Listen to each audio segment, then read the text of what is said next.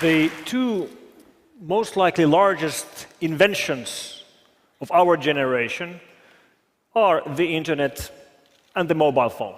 They've changed the world. However, largely to our surprise, they also turned out to be the perfect tools for the surveillance state.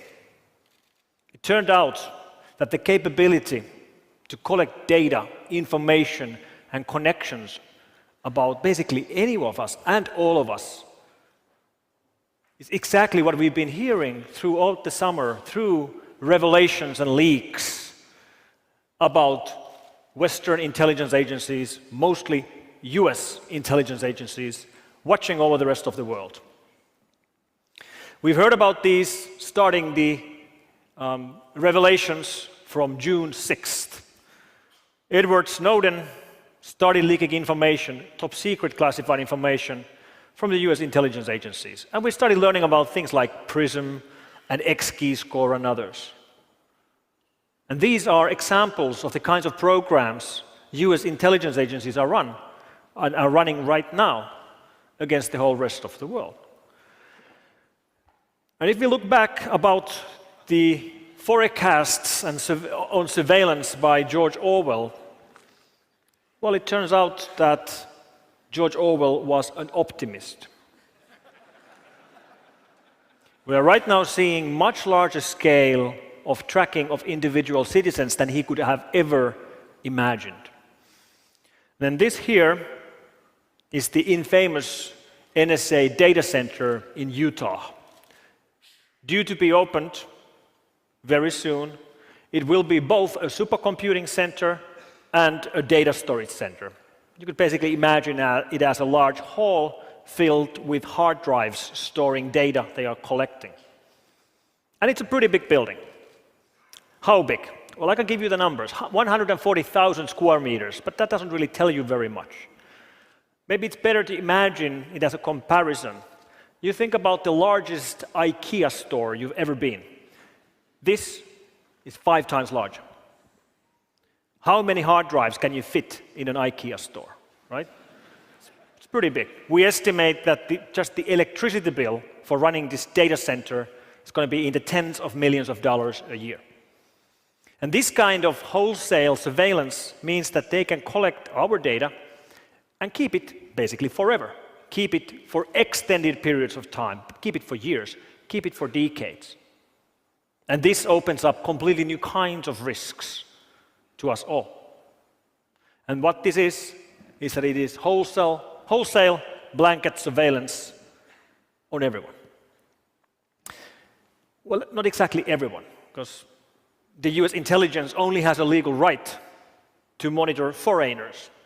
They can monitor foreigners when foreigners' data connections end up in the United States or pass through the United States. And monitoring foreigners doesn't sound too bad until you realize that I'm a foreigner and you're a foreigner.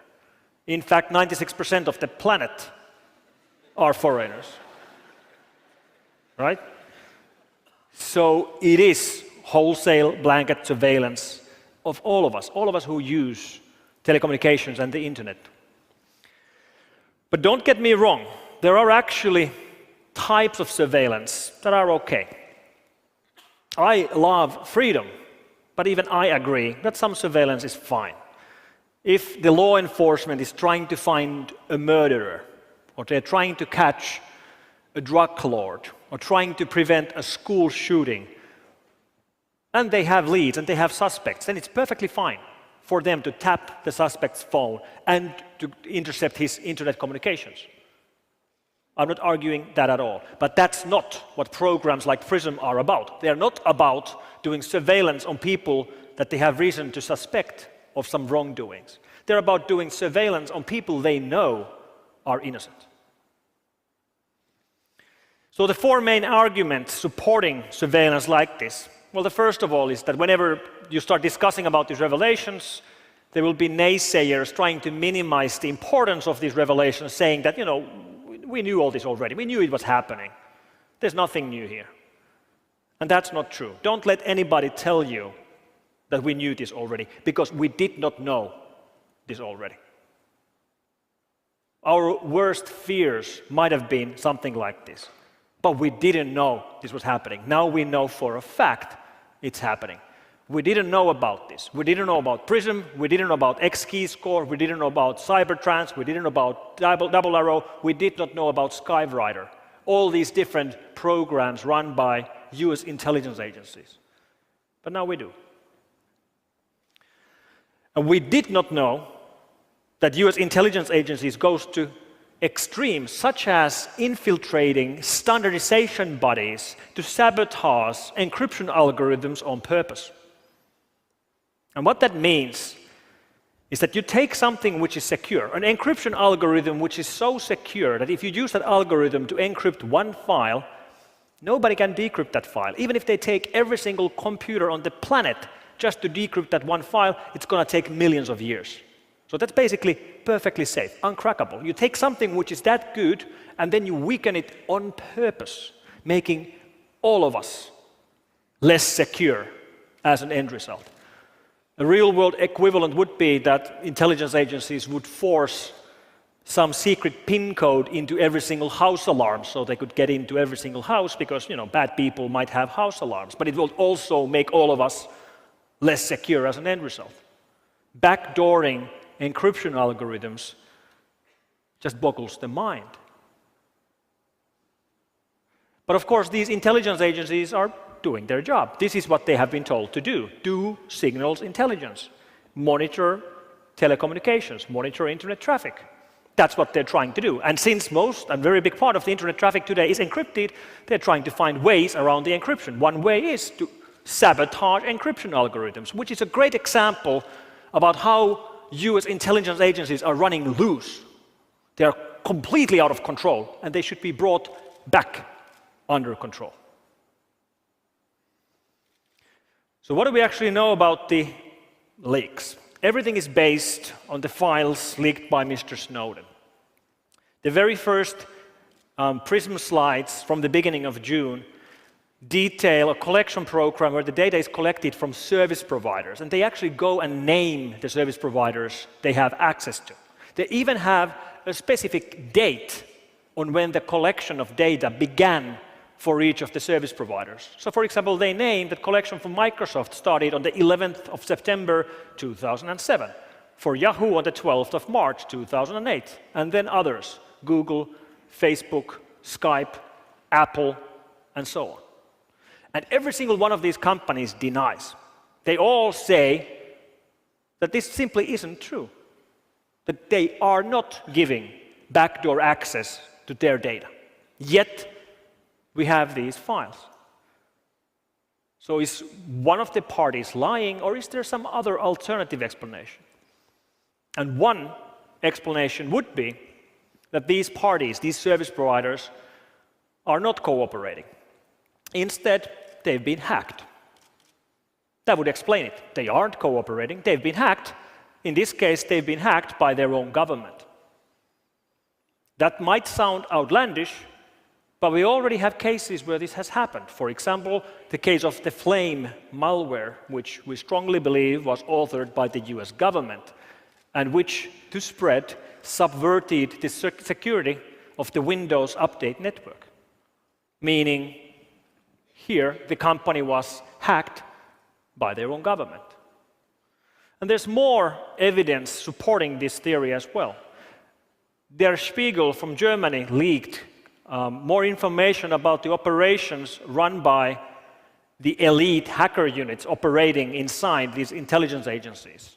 Inside NSA, the unit is called TAO, Tailored Access Operations, and inside GCHQ, which is the UK equivalent, it's called NAC, Network Analysis Center. And these recent leaks of these 3 slides detail an operation run by this GCHQ intelligence agency from United Kingdom targeting a telco here in Belgium. And what this really means is that an EU country's intelligence agency is breaching the security of a telco of a fellow EU country on purpose. And they discuss it in their slides completely casually. Business as usual. Here's the primary target, here's the secondary target, here's the teaming. They'll probably have a team building on Thursday evening in a pub. They even use cheesy PowerPoint clip art like, success when they gain access to services like this. What the hell? Then there's the argument that, okay, yes, this might be going on, but then again, other countries are doing it as well. All countries spy. And maybe that's true. Many countries spy, not all of them. But let's take an example. Let's take, for example, Sweden. I'm speaking Sweden because Sweden has a little bit similar law to the United States. When your data traffic goes through Sweden, their intelligence agency has a legal right by the law to intercept that traffic. All right, how many Swedish decision makers and politicians and business leaders use every day US-based services, like, run Windows or OS X, or use Facebook or LinkedIn, or store their data in clouds like iCloud or SkyDrive or Dropbox, or maybe use online services like Amazon Web Services or Salesforce? And the answer is every single Swedish business leader does that every single day. And then we turn it around. How many American leaders use Swedish webmails and cloud services? And the answer is 0. So this is not balanced. It's not balanced by any means, not even close.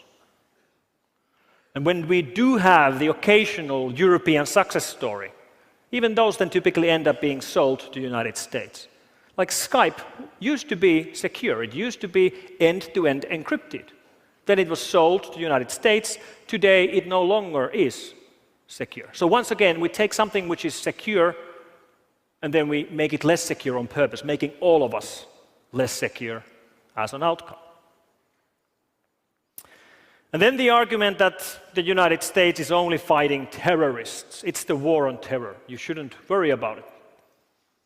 Well, it's not the war on terror. Yes, part of it is war on terror. And yes, there are terrorists, and they do kill and maim, and we should fight them.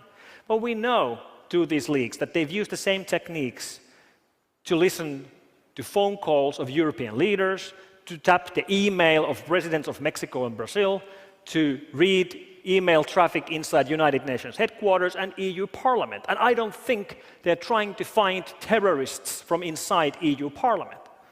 Right? It's not the war on terror. Part of it might be. And there are terrorists. But are we really thinking about terrorists as such an existential threat that we're willing to do anything at all to fight them?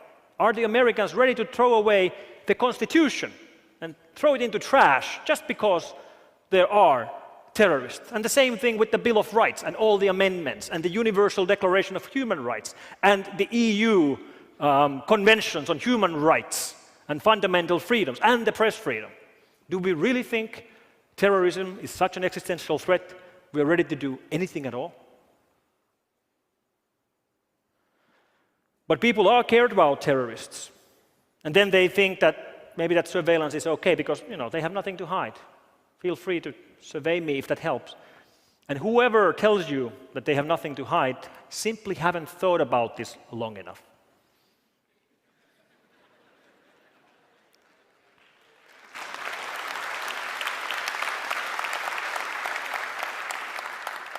Because we have this thing called privacy. And if you really think that you have nothing to hide, please make sure that's the first thing you tell me, because then I know that I should not trust you with any secrets, because obviously you can't keep a secret.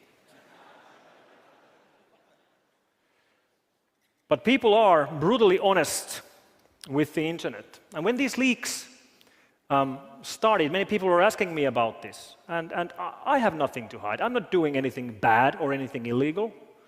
Yet, I have nothing that I would in particular like to share with an intelligence agency, especially a foreign intelligence agency. And if we indeed need a big brother, I would much rather have a domestic big brother than a foreign big brother. And when the leaks started, the very first thing I tweeted about this was a comment about how, when you've been using search engines, you've been potentially leaking all that. to US intelligence. And 2 minutes later, I got a reply by somebody called Kimberly from the United States challenging me. Like, why am I worried about this? Like, what am I sending to worry about this? Am I sending naked pictures or something? And my answer to Kimberly was that what I'm sending is none of your business. And it should be none of your government's business either. Because that's what it's about. It's about privacy. Privacy is non-negotiable. It should be built in to all the systems we use.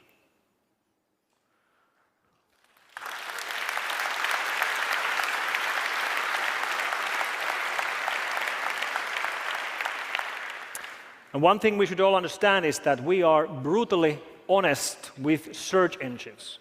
You show me your search history, and I'll find something incriminating or something embarrassing there in 5 minutes. We are more honest with search engines than we are with our families. Search engines know more about you than your family members know about you. And this is all the kind of information we're giving away. We're giving away to the United States. And surveillance changes history. We know this through examples of corrupt presidents like Nixon. Imagine if he would have had the kind of surveillance tools that are available today.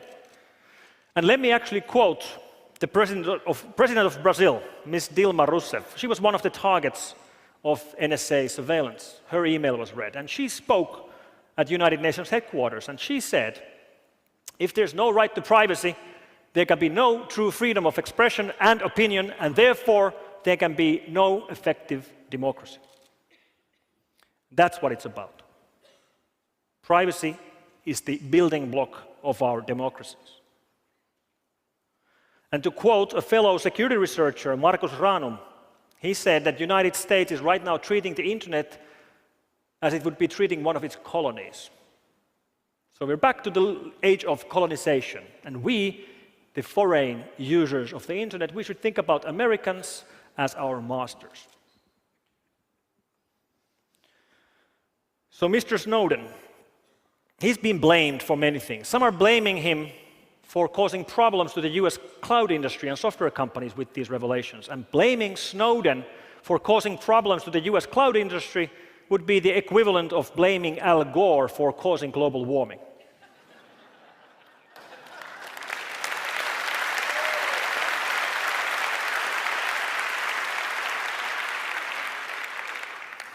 So, what is there to be done? Should we worry? No, we shouldn't worry. We should be angry, because this is wrong, and it's rude, and it should not be done. But that's not going to really change the situation. What's going to change the situation for the rest of the world is to try to steer away from systems built in the United States. And that's much easier said than done. How do you do that? A single country, any single country in Europe cannot replace and build replacements for the US-made operating systems and cloud services. But maybe you don't have to do it alone. Maybe you can do it together with other countries. And the solution is open source. By building together open, free, secure systems, we can go around such surveillance. And then one country doesn't have to solve the problem by itself. It only has to solve one little problem. And to quote a fellow security researcher, Haron Mer, one country only has to make a small wave.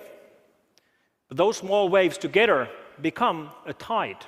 And the tide will lift all the boats up at the same time.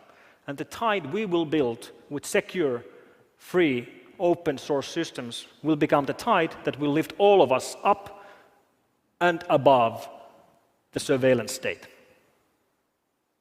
Thank you very much.